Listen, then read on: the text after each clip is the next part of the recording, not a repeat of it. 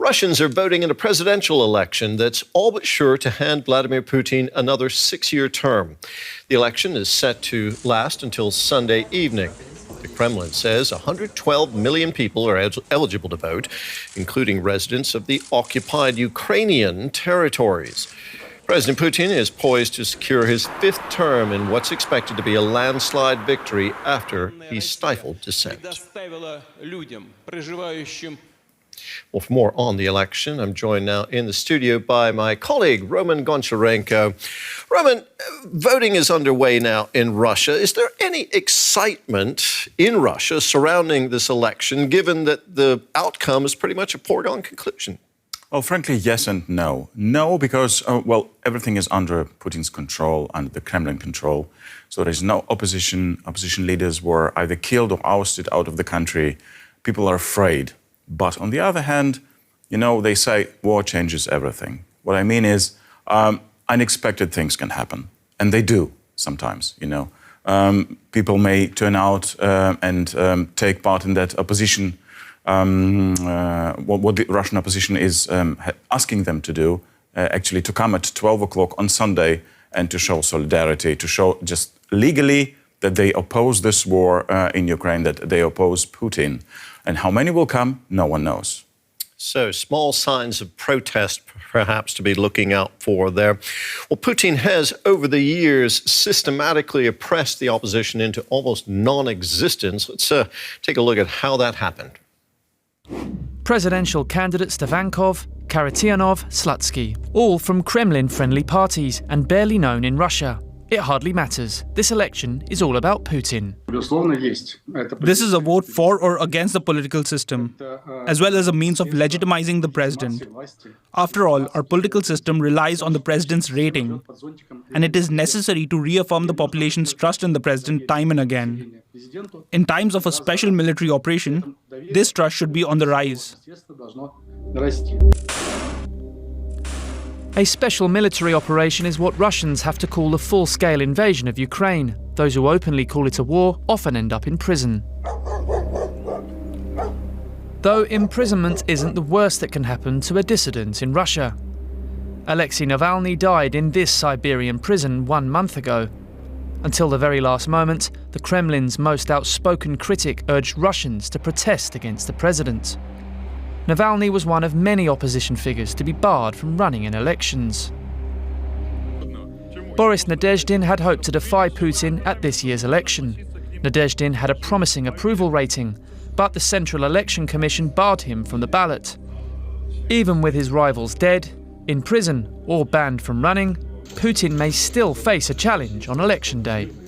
It's a mistake to think that it's easier for authoritarian regimes to have elections than for democracies. It's very important for the Kremlin, for Putin, to demonstrate political elites that he is supported by vast majority of Russians. That's why the Kremlin should avoid any loud scandals, not to damage the image that Putin is wholeheartedly supported by almost all Russians. To damage this image, opposition figures have encouraged people to come to the polling stations at noon this Sunday. Alexei Navalny's widow, Yulia, explained the point of this action, called Noon Against Putin. We need to use election day to show that we exist and there are many of us. It's simple and safe, it cannot be prohibited. And it will help millions to see that there are like-minded people, that we are not alone. We are surrounded by those who share our stance against war, corruption and lawlessness. Neither Navalnaya nor the opposition leaders inside and outside of Russia hope to overthrow Putin through this election.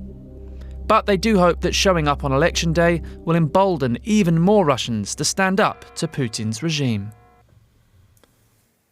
So, no one critical of the Kremlin is standing in this election. The Kremlin controls the media pretty much in Russia. Any serious opposition to President Putin is either in jail, in exile, or dead. What's left of democracy in Russia? How is this a democratic election? Well, no way this is a democratic election, and this is not the first time that elections are held in Russia under such circumstances. So some people say we shouldn't call it elections. We should think of another term, maybe electoral monarchy. Some say it's an electoral event. So it's an event anyway. So it has to do something with elections, which could be true. So seriously, it is not an election as we see it, as we understand it here in the West. It is not democratic. There is no opposition. We know who will win, Vladimir Putin. But on the other hand, it is difficult to say that there is no opposition to Putin inside Russia. It's just hard to measure it. It is difficult for the polling institutions to measure how much opposition is there inside. But as I've said, war changes everything. It changes the mood in the country. War continues. Russia has a lot of casualties, but people are afraid to show what they really think of it. They are afraid to say it. That is why it is so important to watch what will happen on Sunday at noon. The war in Ukraine, which in Russia you can't call it a war, it's a special military operation. People are aware that that is happening. And there are many mothers who've lost their children or wives who've lost their husbands. Is there growing opposition to Vladimir Putin because of the war in Ukraine?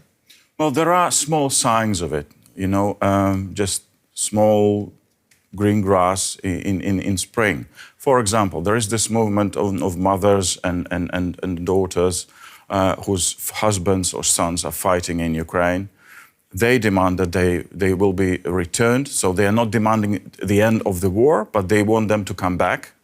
And their protests are becoming, at least at some points, political. Some of them are saying, turn up at midday on Sunday, show up your protest against that your husband is there. They're not saying, show up your protest against Putin, but they say, come and show that you are against this war or you want your husband to return or your son. And this is very interesting. I think this is something that Vladimir Putin is also afraid of. Where does it go from here? We'll have this election. Vladimir Putin will be re-elected after that. And then what can we expect in terms of the country's trajectory? Will Putin feel emboldened as a result of this? Well, I think he doesn't really care about the result. For him, it is important to have full control of the situation, and it seems like he has it. I think we can expect more of the same, maybe more war, not less war, because Vladimir Putin has made it very clear he wants this war to continue until he wins. Roman, thank you very much. That was DW's Roman Goncharenko.